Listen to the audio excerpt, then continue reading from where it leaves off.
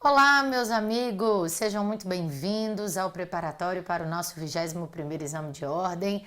Nós estamos agora recomeçando a nossa jornada para aqueles que já fizeram os primeiros estudos e estamos começando para você que vê essa nossa primeira aula de Direito do Consumidor. Eu sou a professora Patrícia Dreyer e nós vamos trabalhar sobre uma disciplina tão gostosa, tão leve. São 2 questões na nossa prova objetiva. E depois, caso você queira fazer a segunda fase em Direito Civil, a mais legal de todas as segundas fases, aí você pode também optar por isso e aí nós vamos ter mais um pouquinho de aulas de Direito do Consumidor. Como vai funcionar o nosso curso? Nosso curso vai funcionar com as aulas expositivas da teoria do Direito do Consumidor e depois a gente vai sempre fazendo exercícios, que é a maneira mais segura de você conhecer a sua banca examinadora, é a maneira mais segura de você conhecer o que é o seu exame de ordem, qual é a prova que vem pela frente. A nossa equipe está preparadíssima e dizendo para você como funciona, como é o edital, o que você pode, o que você não pode na sua prova. E direito do consumidor, meus amigos, são os 2 pontos garantidos para você, então, se sair muitíssimo bem e vencer essa primeira fase da realização do seu sonho. Nós vamos passar nos temas principais cobrados em prova. Você sabe que nós temos aí pouco mais de 100 artigos, não é um conteúdo muito extenso. Você tem a possibilidade, inclusive, de ler todo o Código de Defesa do Consumidor em muito, mas muito pouco tempo mesmo, em 1h30, 2 horas. É uma legislação que você vence a leitura do texto e aí você vai trabalhando, então, na memorização daqueles dispositivos que mais caem, no contexto da proteção do direito do consumidor, e isso nos ajuda bastante. A despeito da gente falar de proteção ao direito do consumidor, de proteção e defesa do próprio consumidor, eu vou sempre procurar trazer para você aqui notícias, súmulas, entendimentos jurisprudenciais dos tribunais superiores, porque isso tem caído para você.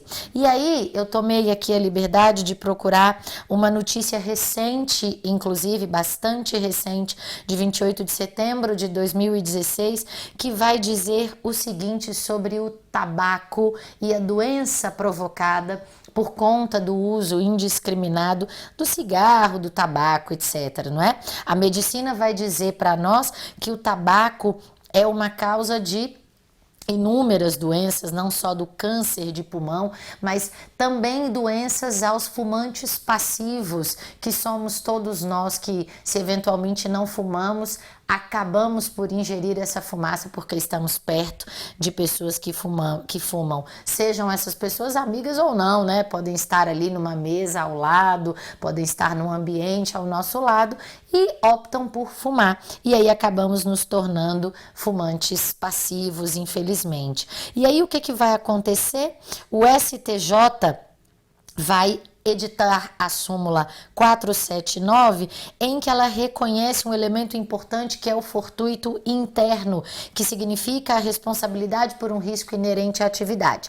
Na súmula 479 do STJ, o tribunal entendeu que, por exemplo, as agências bancárias são objetivamente responsáveis por fortuitos internos que ocorrem no interior de suas agências. O que eu estou querendo dizer? O que é o fortuito interno? Estou dizendo que se, por exemplo, a minha conta é hackeada, estou querendo dizer, por exemplo, se a minha conta é clonada, então o banco tem responsabilidade. Por quê? Porque hackear a conta, clonar o cartão, melhor dizendo, são inerentes à atividade do banco que, dentre todos os direitos que oferecem ao consumidor, os bancos oferecem também a segurança para que a gente deixe lá o nosso dinheiro, segurança para que a gente movimente por um aplicativo de celular, por uma internet, não é assim? Então, se acontece algum problema, os bancos seriam aí responsáveis por esse fortuito interno, por essa situação que escapa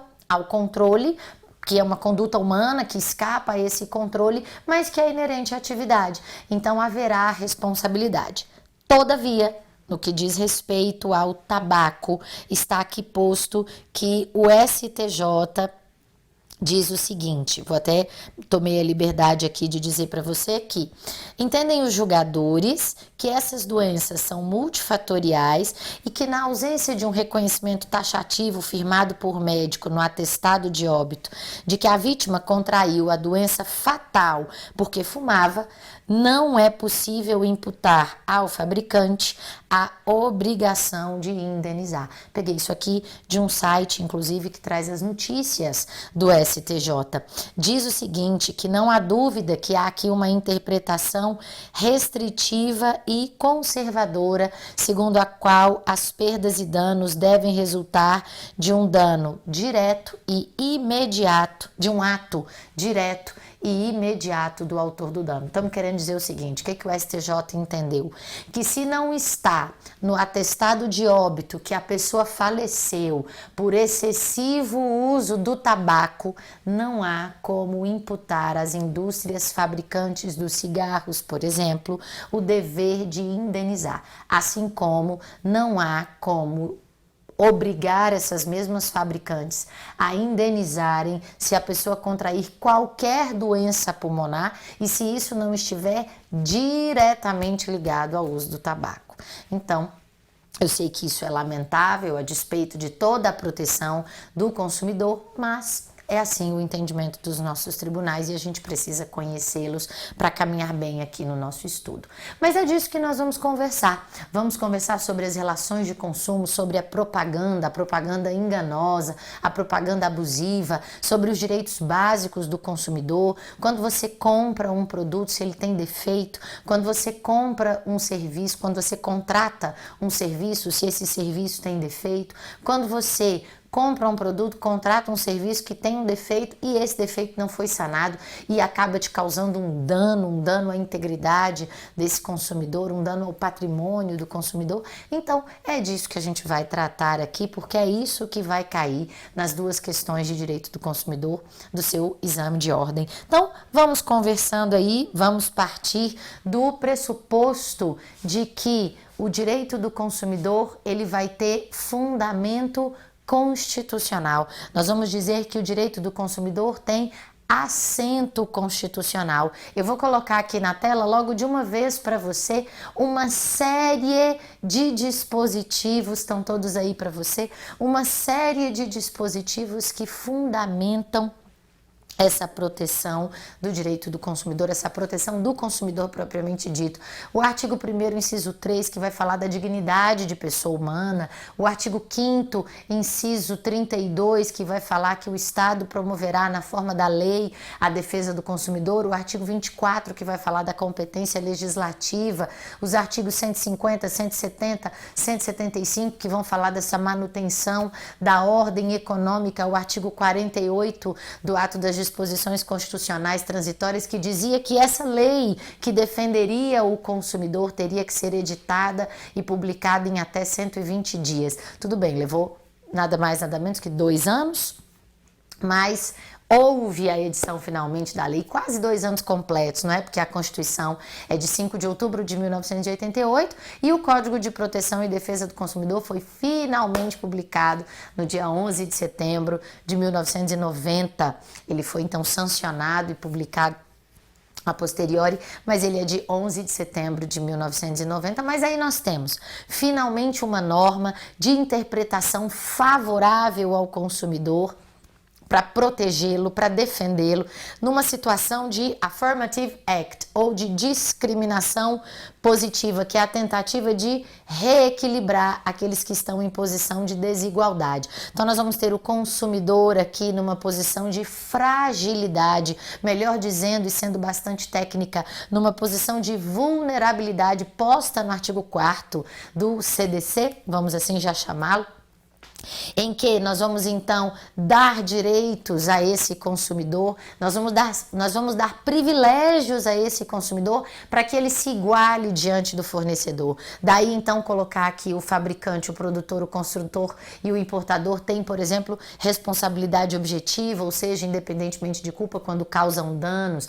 Daí dizer que eles têm que sanar o vício, mas se o vício não for sanado, então nós vamos ter o direito de pedir a substituição do produto ou de fazer o abatimento do preço ou a restituição imediata da quantia paga ou o ajuste da quantidade ou a reexecução do serviço. Então, todos esses direitos que nós vamos trazer para o consumidor é exatamente para protegê-lo diante da sua vulnerabilidade. Vulnerabilidade essa que é minimamente técnica, política e econômica, porque o consumidor, ele não tem a mesma expertise do fornecedor do produto ou do serviço.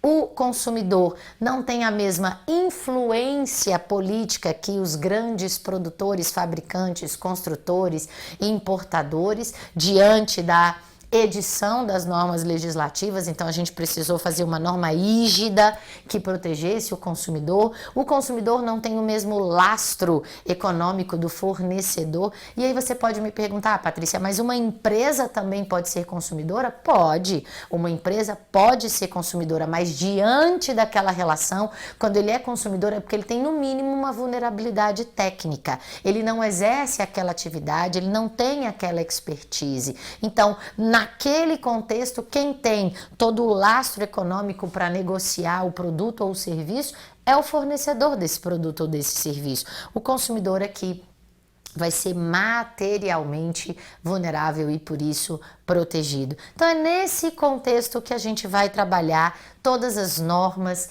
que trazem ou buscam trazer essa proteção. Isso a despeito, não é, meus amigos, daquilo que acabamos de mencionar aqui sobre o entendimento jurisprudencial, por exemplo, que vai falar aí do uso do tabaco e vai dizer que se a pessoa, então, contrai uma doença em razão do uso do tabaco, em razão do tabagismo ou do fumar, se não houver um nexo direto de causalidade com a doença, não haverá o dever de indenizar. Então, a gente tem que ter aqui uma clareza e a gente tem que, com o perdão da palavra, colocar o pé no chão, porque o direito do consumidor tem o seu berço na França, na Inglaterra e nos Estados Unidos, em que a gente tem uma cultura muito diferente. A gente tem uma cultura de que todos que foram a Miami, Orlando, Nova York e que compraram coisas por lá falam: ah, professora, porque quando eu fui na loja da Apple e o meu iPhone estava com defeito, a gente só devolve, eles entregam para você o dinheiro na hora. Se você compra um equipamento eletrônico, se você compra uma roupa e aí tem defeito, eles nem discutem com você, eles já trocam imediatamente. No Brasil não é assim. O direito do consumidor aqui não é assim. Aí você vai escutar: ah, professora, porque tem lá um julgado nos Estados Unidos de que o menino contraiu a obesidade mórbida porque ele comeu muito sanduíche do McDonald's e aí o McDonald's foi condenado a indenizar. No Brasil não é assim. Então não nos iludamos. Nós temos uma norma protetiva, mas não é uma norma extremamente protetiva. Mas a gente vai continuar lutando por esses direitos aí daqueles que são vulneráveis, que somos eu e você, somos os consumidores. Aí a gente vai aqui, então, entender primeiro, vou até colocar aqui para você, né? Você já está olhando na tela, o que é uma relação jurídica de consumo e quem é a figura do consumidor tecnicamente. Está dizendo assim, aí eu até coloquei um conceito para você. Sempre que houver, de um lado o fornecedor, de outro um consumidor, ligados por um objeto, que será um produto ou um serviço colocado no mercado de consumo, estaremos então diante de uma relação jurídica de consumo. Então, não deixa de ser uma relação jurídica obrigacional, porque você tem de um lado o fornecedor, que vai ser o devedor do produto ou do serviço, e de outro lado você tem o consumidor. Então é uma relação obrigacional. Você tem aí o devedor do produto ou serviço, que é o fornecedor, o credor do produto ou serviço, que é o consumidor, e o vínculo. O vínculo seria então a entrega desse produto ou o fornecimento desse serviço. E aí a pergunta que fica é: quem é consumidor? Você vai identificar comigo que o próprio código, nesse ponto, tem uma interpretação que a gente chama de interpretação autêntica. O que quer dizer uma interpretação autêntica? O próprio autor da norma é o que, ao editar a norma, já a interpreta, já a explica. Então, o código nesse ponto é o que a gente chama de código autoexplicativo, porque traz os 4 conceitos de consumidor. E aí nós começamos pelo primeiro conceito que está no artigo 2º do Código de Proteção e Defesa do Consumidor, que diz o seguinte: consumidor é toda pessoa física ou jurídica que adquire ou utiliza produto ou serviço como destinatário final. E aí fica a discussão de quem deve ser esse destinatário final, porque nós vamos ter aqui uma discussão e uma necessidade de interpretação. Vamos pensar aqui o seguinte: se eu compro o produto para te dar de presente, quem é o destinatário final? Se eu compro um determinado produto, um insumo vamos pensar, para eu fazer um outro produto, manusear, fazer um artesanato e vender. Eu comprei uma matéria-prima para vender, para depois mexer nessa matéria-prima e revender. Se eu compro o produto no mercado, produto alimentício no mercado, para eu fazer uma comida e eu servir essa comida, eu sou a destinatária final? Depende da maneira como eu sirvo essa comida. Então, nós vamos ter aí 4 conceitos. E dentro desses 4 conceitos, o primeiro que a gente tem é o conceito de consumidor direto, e dentro desse conceito de consumidor direto, a gente vai ter 3 teorias para explicar quem é o destinatário final. Então vamos lá? O que vai dizer aí? Olha só. Até diz que ambos os conceitos são imperfeitos, mas formais. Na verdade, não são nem ambos, viu? Vale dizer que são 3 conceitos. Olha aqui para nós na tela. Nós vamos ter 3 teorias para explicar a figura do destinatário final. Nós vamos ter o seguinte: na teoria maximalista, ele vai dizer que basta que o sujeito não repasse os bens em espécie, ou seja, tirou o produto do mercado de consumo, não o repassando, já é consumidor. Só que eu posso não repassar o bem daquela maneira, mas eu posso repassá-lo beneficiado, modificado. Eu compro um tecido, eu faço uma roupa, eu não estou passando o tecido, eu estou passando para o mercado de consumo uma roupa. Só que isso traria para todos o conceito de consumidor, de modo que você esvazia todos os contratos em espécie, que também poderiam ser relações de consumo, você esvazia todos esses contratos que estão previstos no Código Civil. Eu estou dizendo, por exemplo, que o primeiro a ser esvaziado é o contrato de compra e venda, porque o contrato de compra e venda não seria disciplinado conforme o Código Civil. O contrato de prestação de serviços não seria disciplinado conforme o Código Civil, a depender do ator que está ali, do credor ou do devedor desta relação. O contrato de corretagem, o contrato de depósito, de transporte, de seguro, enfim, tantos outros contratos que eu vou ter no Código Civil seriam completamente esvaziados de significado, porque se eu não repassar o bem, se eu fosse o destinatário final fático, eu já seria consumidor. Então, quando eu passo para você de presente, você já não seria consumidor.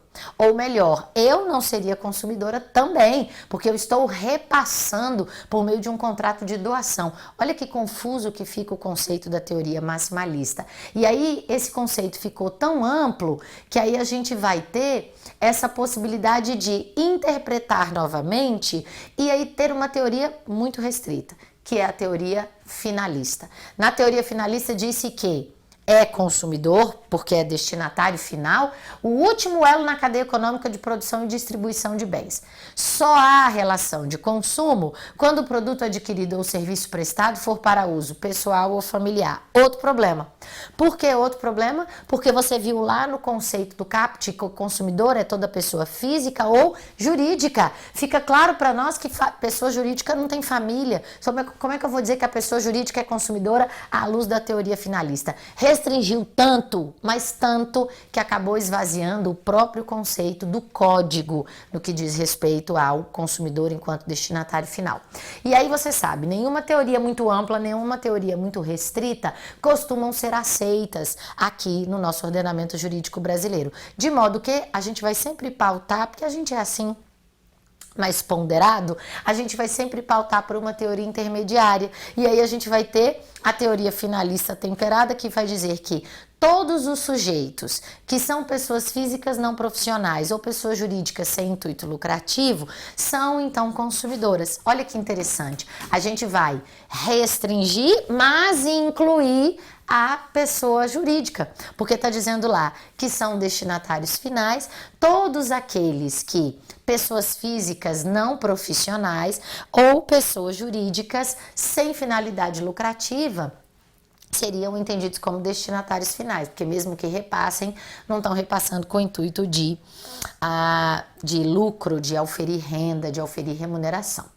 E aí a gente vai ter ainda o problema das pessoas jurídicas profissionais e das pessoas jurídicas com finalidade lucrativa. Será que elas também poderiam ser entendidas como consumidoras?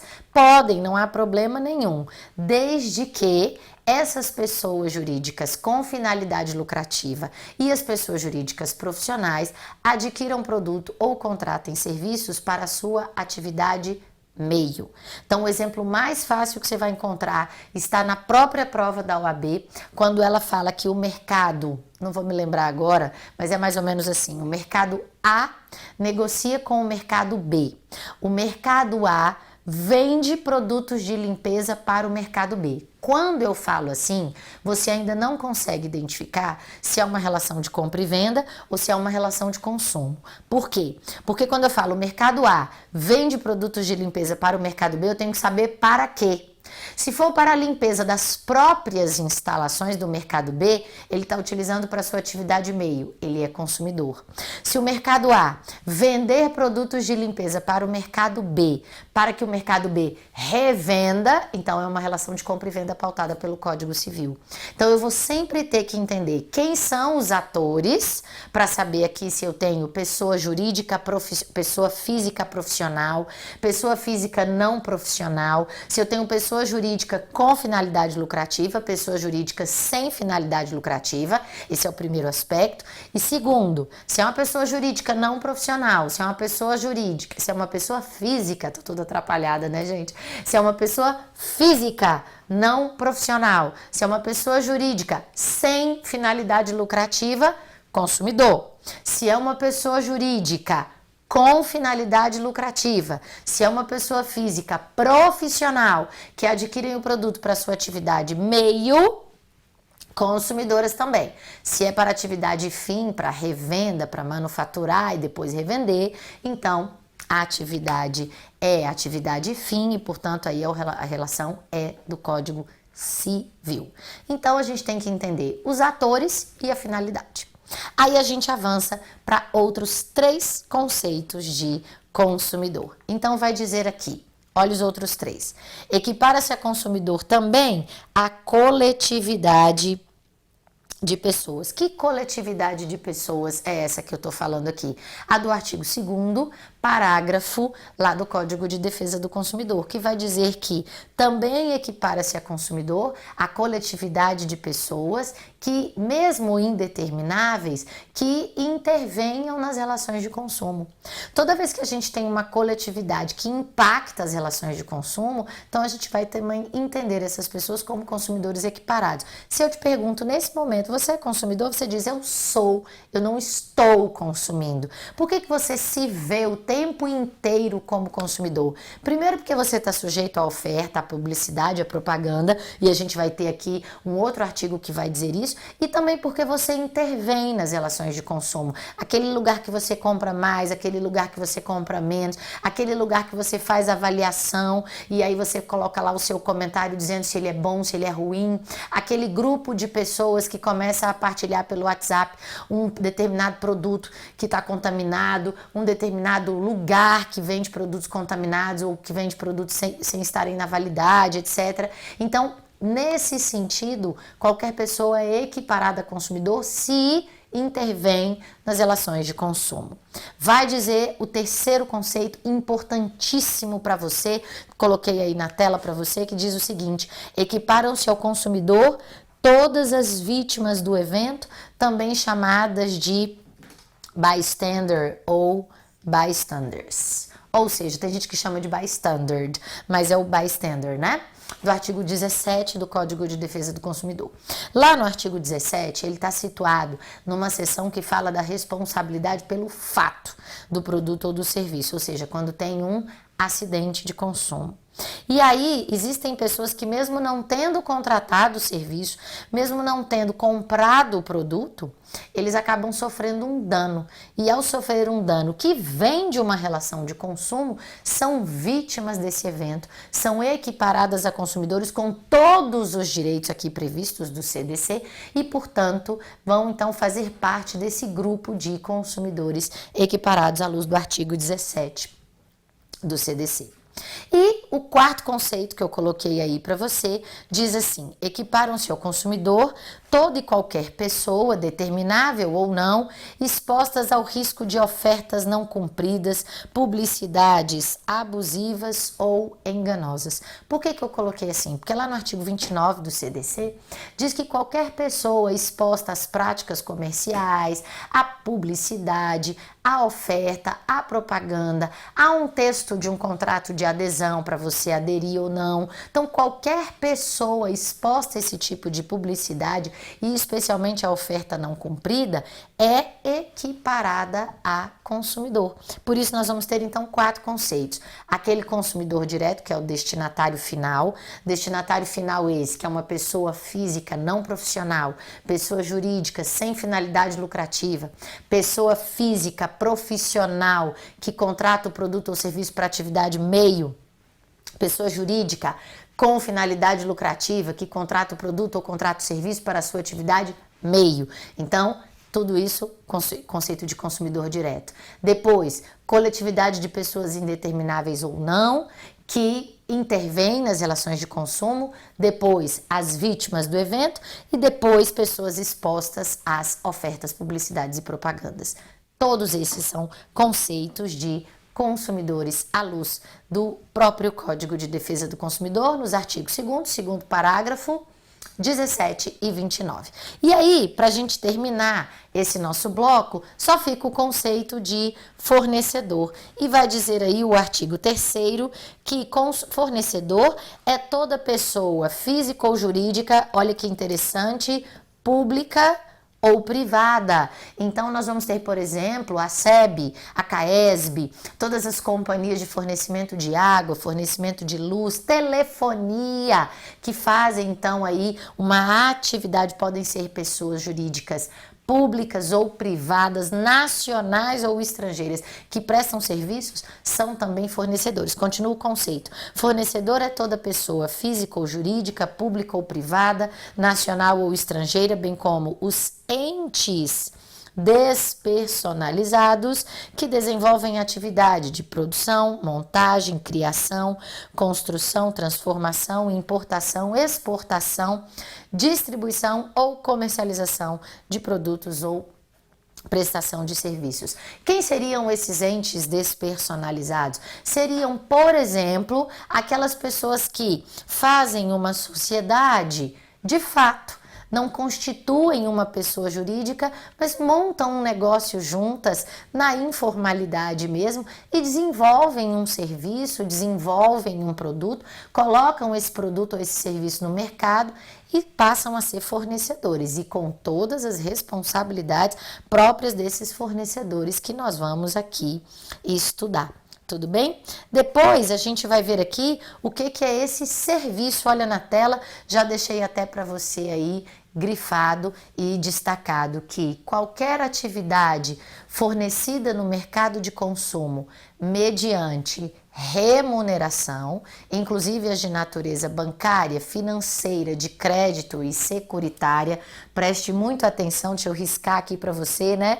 Nas atividades bancárias, porque são entendidas como relações de consumo, financeira, de crédito e securitária, menos as decorrentes de caráter trabalhista, ainda acrescentei aqui para você, de condomínio e de locação, é que são as atividades próprias dos serviços das relações de consumo. Então, serviço é toda atividade fornecida mediante remuneração, inclusive as de natureza bancária, financeira, de crédito e securitária.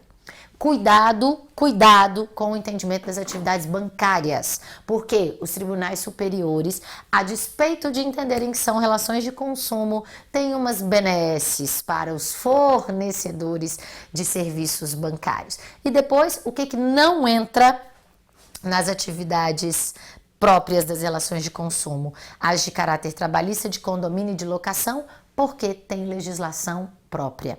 Nós temos CLT, nós temos a Lei 4591, se não me falha a memória, de 1964, que fala dos condomínios, e a Lei 8247 também, se não me falha a memória, de 91, que fala sobre as locações. Então, serviços, exceto locação, condomínio e trabalhistas, relações trabalhistas, tá bom? Então terminamos aqui nesse nosso primeiro bloco. Quem é o consumidor? Quais são os 4 conceitos de consumidor, seja de consumidor direto ou consumidor equiparado, bem como a gente entender o que é serviço. Quando a gente voltar, a gente vai ver os direitos básicos do consumidor. Obrigada, até daqui a pouco.